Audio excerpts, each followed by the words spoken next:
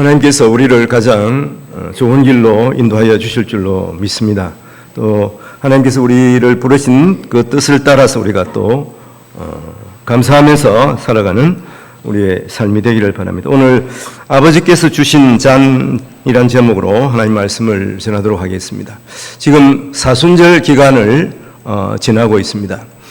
예수님께서 십자가에 달리시기 일주일 전에 예루살렘에 입성하셔서 그리고 십자가 달리시기 하루 전에 이제 제자들의 발을 씻어 주시고 또 제자들에게 또 격려해 주시고 설교하시고 또 기도해 주시고 그리고 예수님께서 그 예루살렘 성에 계시다가 잠깐 밖으로 나오셨습니다. 오늘 18장 1절 말씀에 보면 예수께서 이 말씀을 하시고 예수님께 제자들을 위해서 설교를 하시고 격려하시고 기도해 주시고 나서 이 말씀을 하시고 제자들과 함께 기드론 시내 건너편으로 나가시니 그곳에 동산이 있는데 제자들과 함께 들어가시니라 이렇게 말씀합니다. 이때가 역사적으로 보면은 보름 전후였던 것 같습니다. 그러니까 예수님께서 어두운 밤하늘을 환하게 밝히는 달빛을 받으면서 이 제자들과 함께 이 성벽을 따라서 예루살렘 성벽을 따라서 나 있는 이 기드론 시내의 비탈길을 지금 걸어가고 계시는 것이죠. 기드론 시내 그리고 맞은편으로 이제 가시고자 하시는 것입니다. 기드론 시내는 조그마한 그러한 개천입니다. 저도 한번 가보았습니다만은 평소에는 물이 흐르지가 않습니다. 예수님은 그곳에 내려가셔서 서편 비탈에 자리 잡고 있는 맞은편 겟세마네 동산이라고 하는 곳으로 올라가셨습니다. 요한은 예수님께서 낮에 예루살렘 성전에서 가르치시고 또 저녁이면 식사하시고 나서 자주 이곳에 오셔서 쉬시기도 하시고 또 기도하셨다고 전하고 있습니다. 그래서 오늘 2절 말씀을 보면 그곳은 가끔 예수께서 제자들과 함께 제자들과 모이시는 곳이므로 예수를 파는 유다도 그곳을 알더라 이렇게 기록하고 있습니다. 예수님께서 이 기드론 시내를 건너서 감람산으로 올라가신 것은 어떤 상징적인 메시지를 담고 있습니다. 그날이 6월절을 앞둔 그러한 바로 6월절 준비일이기도 한 거죠. 이 사실을 기억할 필요가 있는데 6월절 준비일에는 이 6월절에 쓸 그 양을 잡는 날이기도 한 것이죠. 그래서 기록에 의하면은 이 6월절 전후로 해서 약 25만 마리의 양이 이제 그 희생 제사를 위해서 죽었다고 이렇게 기록하고 있습니다. 그런 의미에서 보면 이 양을 죽이고 그 흘린 피가 아마 이 기드론 시내로 흘러들었을 것이라 이렇게 생각을 합니다.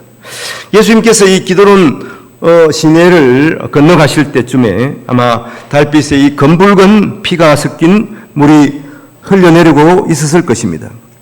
이제 날이 새면은 예수님께서 십자가에 못 박히시게 되시고 그 검부르게 흐르던 피와 함께 예수님의 거룩한 피가 함께 이 기드론 시내를 흘려 내려갈 것입니다.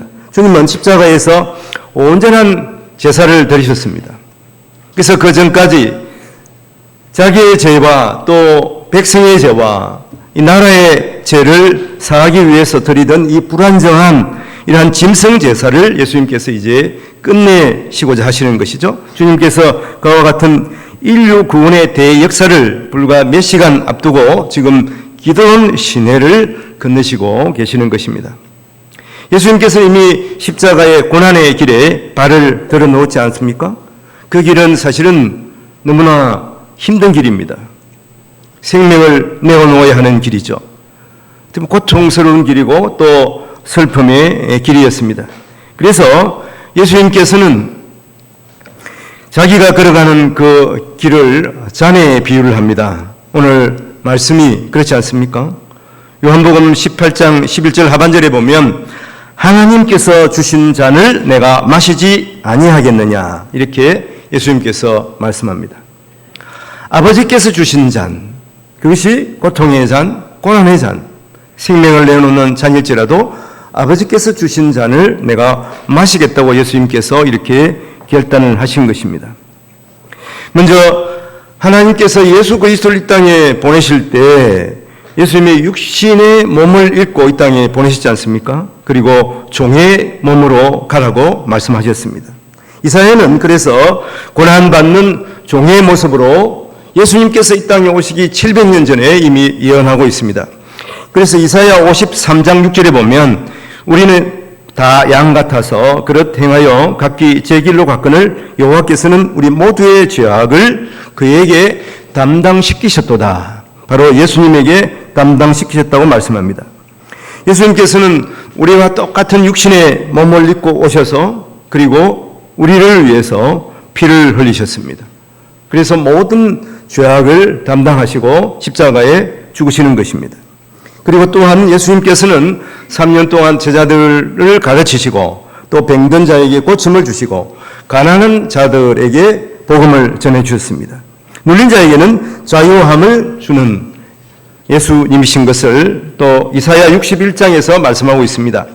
61장 1절에 보면 주 여호와의 영이 내게 내리셨으니 이는 여호와께서 내게 기름을 부어사 가난한 자에게 아름다운 소식을 전하게 하려 하심이라. 나를 보내사 마음이 상한 자를 고치며 포로된 자에게 자유를, 갇힌 자에게 노임을 선포하며 이렇게 말씀합니다. 이제 예수님의 이 공생의 3년이 거의 끝나가고 있지 않습니까? 그리고 마지막으로 남은 것은 예수님께서 십자가에 죽으심으로 우리의 모든 죄를 사해 주시는 것입니다. 그래서 예수님께서 십자가의 마지막 죽음을 일컬어서 아버지께서 내게 주신 잔을 마시는 것이라고 오늘 본문에서 말씀하고 있습니다. 그것은 고난의 잔이고 슬픔의 잔이고 고통의 잔임에 분명합니다. 그래서 예수님께서는 이 일을 위해서 기도하시죠. 오늘 본문에 이제 겟세마네 기도 내용은 빠져 있습니다만은 예수님께서 아마 2절 다음에 이렇게 겟세마네에서 기도하실 것이라 이렇게 볼 수가 있습니다. 마태와 마가 누가복음을 통해서 예수님께서 겟세마네 동산에서 어떻게 기도하셨는지 우리가 알 수가 있습니다. 예수님은 3번이나 엎드려서 이렇게 기도하지 않습니까? 아버지여, 만일 아버지의 뜻이거든 이 잔을 내게로 옮기시옵소서. 그러나 내 원대로 마시옵고 아버지의 원대로 되기를 원하나이다. 그 다음에 예수께서 힘쓰고 애쓰니 또 더욱 간절히 기도하시니 땀이 땅에 떨어지는 핏방울같이 되더라. 이렇게 성경은 기록하고 있습니다. 예수님께서 이 겟세마네 동산에 오르셔서 기도하셨는데 이 겟세마네 하는 뜻이 기름 짜다 하는 말이에요. 기름틀이라 하는 말이에요. 그 당시에 이 겟세마네 인근에 있던 올리브를 이렇게 짜서 기름으로 만드는 그러한 틀이 있었던 이 기름 곳이라고 볼 수가 있습니다. 즉 기름집이 있었다고 하는 것이죠. 주님께서 기도하시던 그 동산을 그래서 겟세마네 동산이라 불렀다고 하는 것입니다. 예수님께서 기도하는 모습을 한번 살펴보십시오. 올리브 나무 그 열매가 마치 으깨어지면서 이렇게 기름을 아래로 쏟아놓지 않겠습니까? 예수님께서 아버지의 이름을 부르면서 이렇게 간절히 마치 이 기름틀 안에서 올리브가 으깨어지는 것 같은 그런 심정으로 예수님께서 우리를 위해서 기도하시고 그 십자가의 길을 가시기 위해서 기도하신 모습을 우리가 볼 수가 있습니다. 예수님께서 이렇게 아버지께서 주신 잔을 주님께서 마셨습니다. 주님께서 어떻게 이 아버지께서 주신 잔을 마셨을까? 어떤 모습으로 마셨을까? 그것을 한번 이 시간 서로 우리 모든 성도들과 함께 묵상해 보기를 원합니다. 주님은 기꺼이 이 고난의 잔을 마셨습니다. 오늘 4절에 보면 예수께서 그 당할 일을 다 아시고 나아가 이르시되 너희가 누구를 찾느냐 이렇게 말씀하십니다. 주님은 이미 가룟 유다가 자기를 배신하고 대제사장과 함께 자기를 잡기 위해서 이렇게 흉계를 꾸몄잖아요. 그것을 예수님께서 다 알고 계셨습니다. 내다보고 계셨죠. 하나님이신 예수님께서는 당연히 이 가룟 유다가 어떻게 할 것을 알고 계셨습니다. 예수님께서 만일에 그 대제사장과 더불어서 가룟 유다가 자기를 잡으러 온 것을 아셨다면 이 겟세마네에 가시지 않았을 것입니다. 오늘 앞에서 본 대로 예수님께서 예루살렘에 오시면 기도하러 이 겟세마네에 가시는 것을 가룟 유다도 알더라 하고 기록하고 있지 않습니까? 마치 예수님께서는 가룟 유다가 지금 자기를 찾아올 것을 아시고 또 대제사장 그 병사들과 함께 자기를 체포하려고 이렇게 온 것을 아시고 마치 기다리고 계신 것처럼 이렇게 그곳에 가셨습니다. 사실 올리브 나무가 거기에 많거든요. 가면은 2000년 된 올리브 나무가 실제로 있다고 합니다. 올리브 나무가 상당히 이제 수명이 깁니다. 그래서 예수님께서 그 겟세마네에서 무릎을 꿇고 기도하시던 그 모습을 그 올리브 나무는 아마 본 것일 수도 있지 않겠습니까? 그래서 이 가이드가 그렇게 이 올리브 나무는 2000년 이상 됐습니다. 이렇게 말하는 것을 들었습니다. 달빛이 비치고 있었지만은 이 올리브 나무는 상당히 많은 그늘을 제공합니다. 그래서 그 그늘 사이사이에서 기도하고 있는 그 사람들 중에서 가룟 유다는 또 알지만은 그 병사들은 예수님이 누군지를 알 수가 없었을 것입니다. 그래서 가룟 유다는 이미 이제 그 사람들 군호를 짜고서 내가 가서 키스하는 그 사람이 예수라. 그러면서 예수님께 다가와서 예수님 품에 안기면서 이렇게 예수님의 보레암에 아마 키스했던 것입니다. 이런 기록들은 이제 요한복음 외에 다른 이 복음서에 기록되어 있습니다. 오늘 본문에서는 예수님께서 직접 나오셔서 너희가 누구를 찾느냐 이렇게 물으시는 것이죠. 그리고 5절 6절에 보면 대답하되 나사렛 예수라. 이게 병사들이 내가 나사렛 예수를 찾는다 그렇게 말한 것이죠. 그래서 예수님께서 이르시되 내가 그니라 하시니라 이렇게 되어 있습니다. 그를 파는 유다도 그들과 함께 섰더라. 예수께서 그들에게 내가 그니라 하실 때에 그들이 물러가서 땅에 엎드려지는지라 이렇게 말합니다. 예수님을 찾는다 그렇게 말할 때에 예수님께서 내가 그니라 하는 것은 바로 이 하나님의 그런 권위를 드러내는 말이기도 합니다. 구약 성경 출애굽기 3장에 보면 모세가 그 타지 않은 떨기나무 아래에서 누구시 오니까 물어보죠. 하나님을 배운 적이 없기 때문에. 그때 하나님께서 말씀하십니다. 나는 스스로 있는 자니라. 그것이 영어로 보면 I am 하고 있습니다. 여호와 하는 뜻이 그런 뜻이고 가장 이제 확실한 이 말은 야훼라 하는 뜻이죠. 스스로 있는 자라는 뜻이죠. 그래서 I am. 오늘 이 본문에서 내가 그니라 하는 I am he 하고 말합니다. 바로 예수 그리스도가 하나님이신 것을 드러내는 것이죠.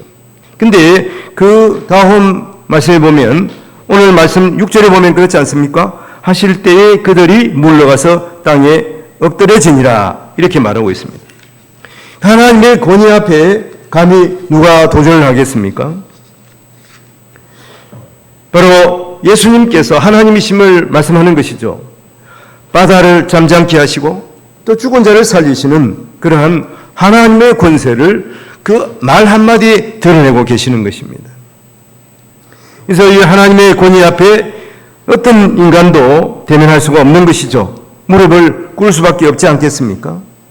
그러니까 예수 그리스도께서는 얼마든지 그 사람들을 제압할 수도 있습니다. 또 천군 만마를 불러서 그들을 제압할 수도 있습니다만은 예수님께서 그렇게 하시지 않으셨습니다. 순순히 붙잡히신 것이죠. 그렇게 하시는 것은 누구를 위해서? 우리를 위해서 기꺼이 자기의 목숨을 내어놓으신 것입니다. 우리를 살리기 위해서, 우리를 죄에서 구원하시기 위해서 이 고난의 잔, 이 잔을 마시기로 결정하셨던 것입니다. 그 예수님께서 이렇게 하신 것은 성경에서 구체적으로 드러나는 것을 볼 수가 있습니다. 예수님께서 일주일 전에 십자가에 붙잡히시고 일주일 전에 예루살렘에 들어오시잖아요. 여러분 들어오실 때 그 상황을 한번 보십시오. 예수님께서는 어린 나귀를 타고 입성하시죠. 많은 그 군중들이 예수님 앞과 뒤에 또 뒤에서 옆에서 서면서 호산나 우리를 구원하소서 그런 말이잖아요. 이게 소문이 안 나겠습니까? 예수님께 이미 많은 소문이 났어요. 그래서 이미 이제 대제사장과 바리새인들은 예수님을 잡기로 이미 수배령이 내려 있는 상황이죠. 어떤 사람들은 대부분 알고 있습니다. 모든 그 백성들은 모르겠지만 일부는 알고 있어요. 그래서 아마 예수님이 이번 6월절에는 오시지 않을 가능성이 많다. 그렇게 이제 서로 말하기도 했거든요. 근데 예수님은 이번 6월절에 안 오실 걸로 아는데 일부러 어린 나귀를 타시고 예루살렘에 입성하신 거예요. 그러니까 소문이 다 났겠죠. 그리고 또 한편 보면 예수님께서는 어떻게 했습니까? 그 다음 날 성전에 가셔서 성전에서 이렇게 장사하는 그 사람들을 또 다 내쫓으시고 또 이 성전을 정화하시던 그러한 내용이 있지 않습니까? 성경이 있죠? 그런 의미에서 보면 그 사실은 성전의 기득권을 가지고 있는 사람들은 누굽니까? 대제사장이거든요. 그리고 그 안에서 물건을 팔거나 또 환전을 하거나 그렇게 하면 그 이득이 누구에 가겠습니까? 대제사장이 가지고 가는 거예요. 근데 예수님께서 그러지 못하게 했으니까 대제사장 그룹은 어떻게 하겠습니까? 권력자들은 이를 갈고 얘기했죠. 이 예수님 가만두면 안 되겠다. 그렇게 생각할 수 있지 않겠습니까? 예수님께서 일부러 이렇게 하신 것이라 봅니다. 또 한편 보면 예수님께서 이 예루살렘 들어오시기 전에 누구를 살렸습니까? 나사로를 살렸잖아요. 나사로 살린 것도 이미 소문이 났어요. 야, 세상에 죽은 사람 살렸는데 이 죽은 지 나흘이나 돼가 냄새나는 그 나사로를 다시 살리신 예수님이야. 이런 소문이 예루살렘 성에 이미 났습니다. 그래서 성경에 보면 그래서 나사로도 함께 죽이려고 하는 그러한 상황들이 바로 이 바리새인들과 이 대제사장 그룹에 있었다는 것을 우리가 알 수가 있습니다. 예수님이 일부러 얼마든지 잡히지 않을 수가 있지만은 그렇게 하신 거예요. 그리고 또 가룟 유다가 대제사장에게 와서 어떻게 합니까? 예수를 팔잖아요. 사실은 대제사장과 그 바리새인들은 야, 이번에는 예수 잡으면 안 되겠다. 왜냐하면 이렇게 예수님 인기가 좋은데 많은 사람들이 이렇게 호산나 이렇게 찬양을 하면서 예수님을 에워싸고 있는데 만약 우리가 예수님을 붙잡으면 대략 그것 때문에 또 우리가 더 심한 어려움을 당할 수 있지 않겠나 그렇게 생각을 했어요. 그래서 포기했어요. 그런데 가룟 유다가 예수님을 은사 30에 판 거예요. 그래서 다시 결심을 하게 되는 거예요. 이번에 하여튼 이렇게 거사를 행하자. 예수님을 십자가에 못 박자. 그렇게 결정을 한 것입니다. 이 모든 결정은 사실은 자기들이 한 것 같지만은 하나님의 계획 하에 있는 것이죠. 6월절 어린 양으로 예수님께서 십자가에 못 박히시고자 하는 아버지 하나님의 계획과 그 예수님께서 자원하여 그렇게 하시기로 이미 계획을 하신 거예요. 세상의 모든 뜻은 사람의 그러한 생각대로 또 계획대로 되는 것 같지만 전혀 그렇지가 않습니다. 다 하나님의 뜻하심대로 되는 거예요. 하나님의 계획하심대로 이루어지는 것입니다. 예수님께서는 기꺼이 우리의 죄를 사하기 위해서 6월절 어린 양으로 십자가에 못 박히시기로 결정하신 것입니다. 이것이 예수님께서 마시는 이 고난의 잔의 모습이에요. 두 번째는 예수님께서 홀로 이 고난의 잔을 마셨습니다. 오늘 18장 8절에 보면 예수께서 대답하시되 너희에게 내가 건의하였으니 나를 찾거든 이 사람들이 가는 것을 용납하라. 이 사람들이 가는 것을 용납하라는 것은 이 사람들은 예수님과 함께 있는 제자들이겠죠. 그러니까 내가 잡혀갈 테니까 다른 사람들 이 제자들은 건들지 말라. 그냥 보내주라. 그렇게 말씀하는 것이죠. 한편 그렇게 볼 수가 있지만은 또 한편 보면 어떻습니까? 예수님 홀로 그 십자가의 길을 가시겠다고 하는 거예요. 그럼 다른 사람이 대신할 수가 없는 거예요. 죄 없으신 예수님께서 십자가에 죽으셔야지 우리의 모든 죄를 사할 수가 있는 거예요. 죄 있는 사람이 야 내가 그 사람 위해서 대신 죽을게 그러면 자기 죄로 죽는 거예요. 그 사람 죄를 사할 수가 없는 거예요. 그렇지 않겠습니까? 베드로는 예수님께서 몇 번 내가 십자가에 죽을 거야. 이렇게 말씀하시자 베드로는 그렇게 생각했어요. 주여, 그렇게 하지 마십시오. 예수님께서 죽는 자리에 나도 함께 죽겠습니다. 다른 사람은 혹시 예수님 배반할지라도, 도망갈지라도 나는 절대로 예수님 배반하지 않겠습니다. 그렇게 생각했잖아요. 근데 베드로가 어땠습니까? 예수님께서 이 겟세마네 기도를 하시고 붙잡아 가시자 뒤따라가다가 결국은 예수님을 3번이나 부인하잖아요. 오늘 본문에도 그렇습니다. 예수님께서 이제 순순히 붙잡혀 가시자 베드로는 자기에 있는 칼을 한 개 꺼내가지고 그 예수님을 붙잡아가는 사람을 때립니다. 하여튼 칼을 내리쳤어요. 근데 점과 아니니까 그런지 모르지만 결국 이제 귀를 잘랐어요. 그 사람 이름이 하여튼 말고라고 기록이 되어 있지 않습니까? 예수님께서 말씀하시는 것이 무엇입니까? 칼을 칼집에 꽂으라, 그렇게 말씀합니다. 오늘 이제 10절 말씀이 그렇죠. 시몬 베드로가 칼을 가졌는데 그것을 빼어 대제사장의 종을 쳐서 오른편 귀를 베어버리니 그 종의 이름은 말고라. 이름까지 이제 구체적으로 드러나 있지 않습니까? 그래서 예수님께서 칼을 칼집에 꽂으라. 칼을 쓰는 자는 칼로 망하느니라. 하나님께서 아버지께서 주신 잔을 내가 어찌 마시지 않겠네. 오늘 10절에서 그렇게 말씀하고 계시는 거예요. 아버지께서 주신 잔을 마시는, 이것은 나 홀로 감당해야 할 일이다. 베드로는 어떻게든지 예수님의 이런 고난의 잔을 함께 마시고자 했을 수도 있습니다. 그렇지만 결코 그럴 수가 없는 것입니다. 우리가 초창기에 이제 예배 드릴 때 드린 이제 준비 찬양 비슷하게 드린 찬양이 있는데, 구원하심이 보좌에 앉으신 우리 하나님과 어린 양께 있도다. 그 찬양을 우리가 불렀지 않습니까? 구원하심이 보좌에 앉으신 우리 하나님과 어린 양께 있도다. 기억이 나시죠? 그러니까 우리의 구원은 무엇입니까? 보좌에 앉으신 우리 하나님과 어린 양 예수 그리스도로 말미암는 것이죠. 오직 예수 그리스도만이 우리의 구원자가 되시는 것입니다.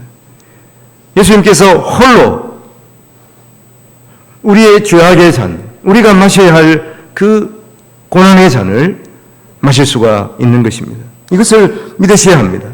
주님이 오늘도 우리에게 말씀합니다. 너희의 죄를 용서받기 위해서 내가 이 고난의 잔, 이 고통의 잔, 이것을 마시는 것으로 만족한다. 주님께서 이렇게 우리를 대신해서 고난의 잔을 홀로 마셨습니다.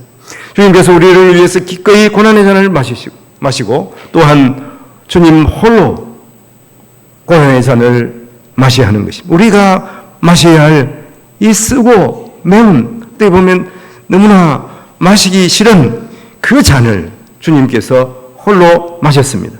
그리고 예수님께서는 억울하신 그 모든 상황을 다 받아들이시고 그 잔을 마셨습니다. 오늘 잊지 않았습니다만은 18장 12절 13절에 보면 이 군대와 천부장과 유대인들의 아랫 사람들이 예수를 잡아 결박하여 먼저 안나스에게로 끌고 가니 안나스는 그의 대제사장인 가야바의 장인이라, 이렇게 말하고 있습니다. 예수님께서 한밤중에, 지금 생각해 보십시오. 예수님께서 아마 기도하시고 나면 한 저녁 12시가 넘었을 수도 있습니다. 그런데 졸지에 이 대제사장도 아닌 이 대제사장의 장인인 안나스가 병사들을 끌고 와서 예수님을 붙잡아 간 거예요. 당시 안나스는 이 대제사장 가야바의 장인이었습니다. 이 안나스는 자기 아들들도 이제 대제사장으로 세우기도 하고 그랬는데, 하여튼 이 로마의 정부에 아부를 해가지고 그렇게 해가지고 하여튼 대제사장이 된 거예요. 이 권력에 돈을 써가지고 그랬는지 모르겠습니다.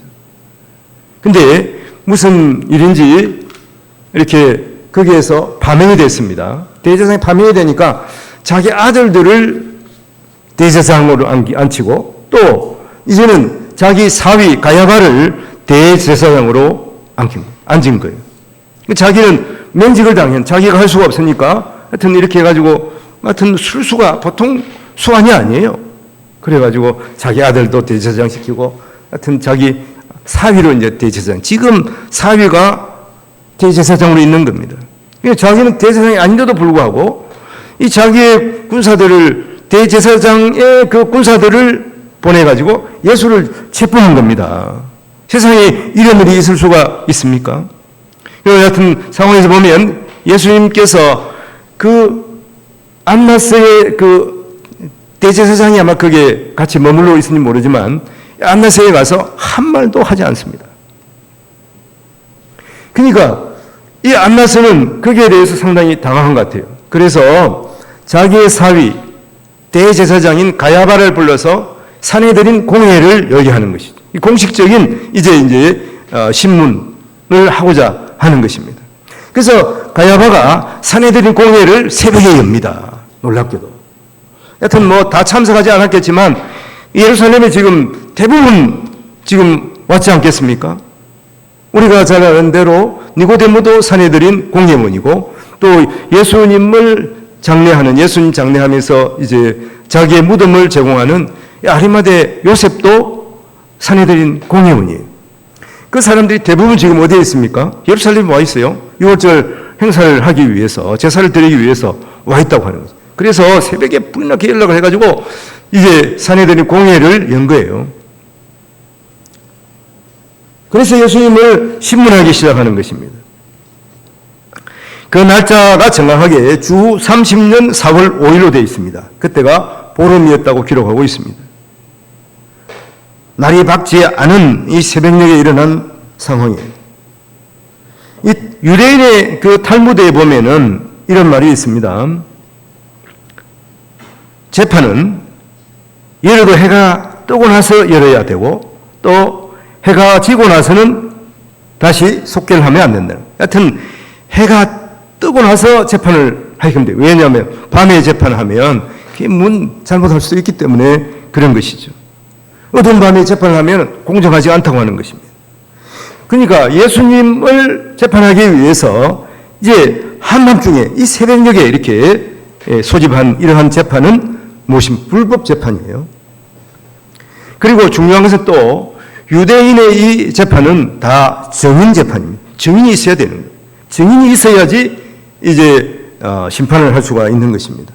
그래서 혐의자를 기소하느냐 또 형을 주느냐 하는 것은 누구에게 달려있다? 증인에게 달려. 증인 두 사람이 있어요. 한 사람 가지고 안 되는 거예요. 두 사람 증인을 세워서 그 증인을 각자 세워가지고 일치한 그 내용이 나와야 그것을 이제 기소할 수가 있고 형을 집행할 수가 있다고 하는 것입니다. 그런데 예수님을 재판할 때는 이제 유대인들과 대제사장이 거짓 증인을 계속 세웠습니다.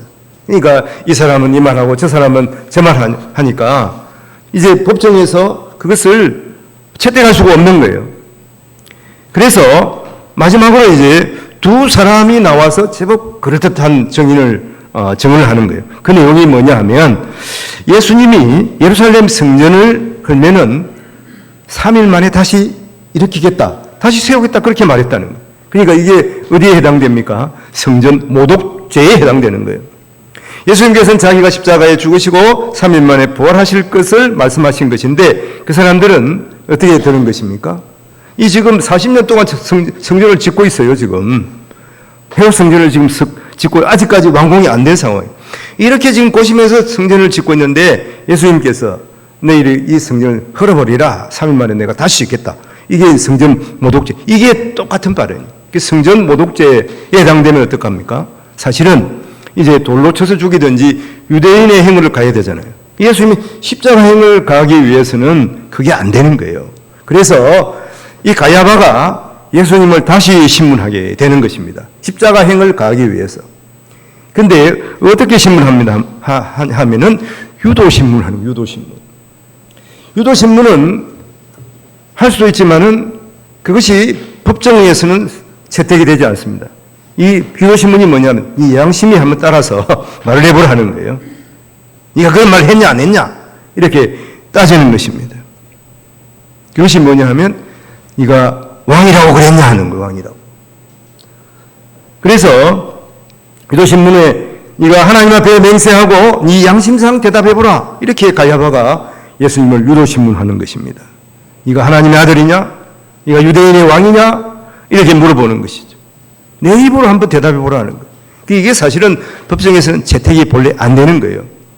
예수님께서 그냥 아무나 안 하고 가만히 있으면 되는 겁니다. 근데 예수님께서 어떻게 말씀하시냐면 마태복음 26장 64절에 보면 네가 말하였느니라. 내가 너에게 이르노니 우의 인자가 권능의 우편에 앉는 것과 하늘 구름을 타고 오는 것을 너희가 보리라. 예수님께서 사실은 이제 시인한 거예요. 내가 그렇게 하나님의 아들임을 예수님께서 네가 말한 대로다. 그렇게 말한 거예요. 그래서 권능의 우편에 인자, 예수님이 내가 권능의 우편에 앉은 것과 하늘 구름을 타고 오는 것을 너희가 보리라 하는 거예요. 그리고 빌라도에게 말하지 않습니까? 나중에 빌라도 법정에서. 그래서 이제 그들이 빌라도에게 이제 다시 고발하는 거예요. 이 예수가 하나님의 아들이라고 그랬고, 이제 유대인 왕이라고 그랬다. 빌라도에게 가가지고 이제 빌라도가 신문할 때도 예수님께서 내가 왕이다 말씀하시거든. 사실은 근데 그 다음 말씀에 내 나라는 이 땅에 있지 않고 아버지 하나님에게 주신 것이다 이렇게 말씀하거든요. 근데 유대인들은 그걸 어떻게 합니까? 자기가 예수가 왕이라 그랬다는 거예요. 우리에게는 왕이 한 사람이 누구라는 것입니까? 바로 로마의 황제가 우리의 왕이다 하는 거예요. 근데 예수가 자기를 왕이라 그랬으니까 로마 황제를 반역하는 것이다. 반역한 자는 어떻게 됩니까? 반역한 자를 살려주면 빌라도 당신이 같이 배반한 사람이 되지 않겠느냐. 그래서 예수를 배반한 자로 일종의 이제 요새 보면 우리나라도 내란죄냐 아니냐 가지고 말이 많잖아요.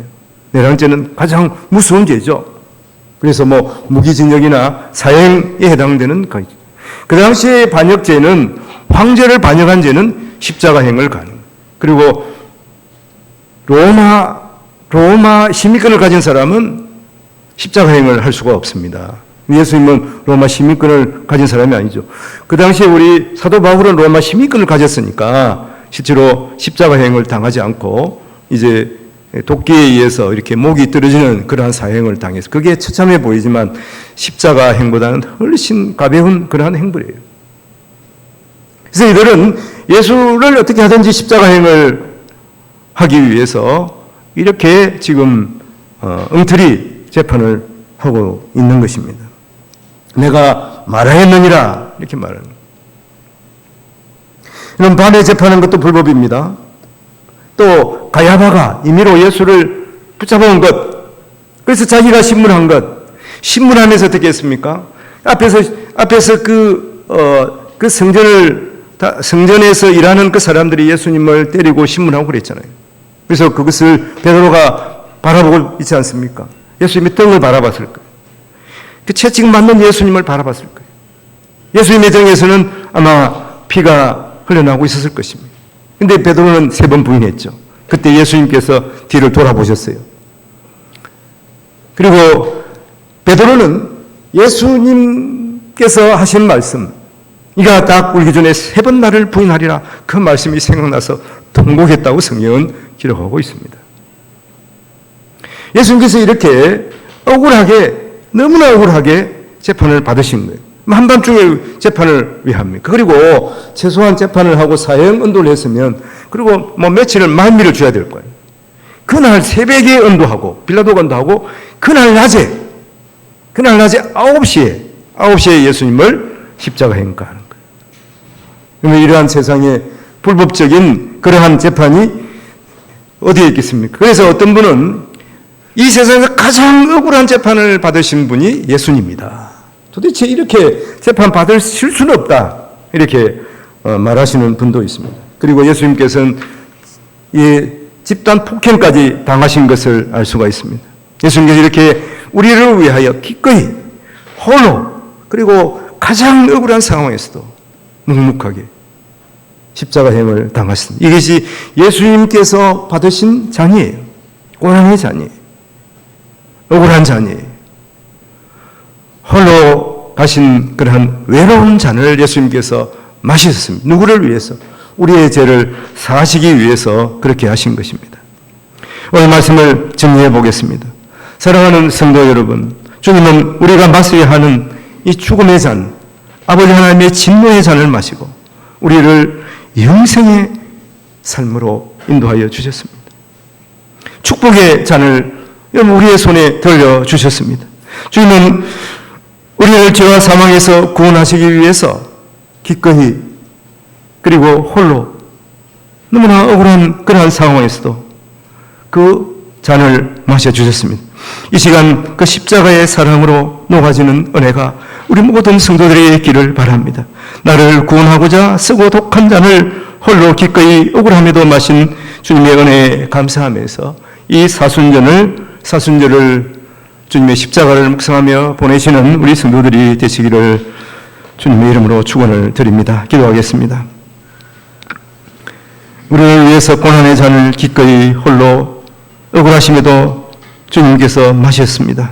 우리도 그 사랑과 은혜를 깨닫고 주를 위해서 기꺼이 어떠한 어려움에도 아버지 하나님 혹 우리가 그것 때문에 손해를 당할지라도 그것 때문에 억울할지라도 주님 주신 사명을 생각하면서 기꺼이 주님이 우리에게 들려주신 잔을 마시게 하여 주시옵소서.